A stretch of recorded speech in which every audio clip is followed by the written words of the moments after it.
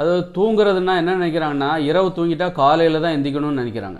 அதாவது 8 மணி நேரம் தூங்குறாங்க, ஆனால் இவங்க எந்திக்கவே கூடாதான். 8 மணி நேரம் படுத்தே கிடக்கணும்னு நினைக்கிறாங்க. இடையில நீங்கள் வந்து 2 வாட்டியாவது ஒரு சிறுநீர் கழிப்பதற்காக எழுந்திருக்க வேண்டும். தூக்கத்திற்கு இடையில் தண்ணீர் குடிப்பதற்காக எழுந்திருக்க வேண்டும். இப்படி 2 வாட்டியாக தண்ணி குடிக்கிறதுக்காக எழுந்திருக்கணும், 2 வாட்டியாக சிறுநீர் கழிப்பதற்காக எழுந்திருக்க வேண்டும். இப்படி ஒரு 4 வாட்டியாவது 2-3 வாட்டியாவது இந்த 8 மணி நேரம் தூக்கத்துக்கு இடையில் நீங்கள் எழுந்திருக்க வேண்டிய, கண் விழித்து எழுந்து ஒரு சில வேலைகள், இந்த தண்ணி குடிக்கிறது, சிறுநீர் கழிக்கிறது, இந்த வேலைகளை கண்டிப்பாக செய்திருக்க வேண்டும்.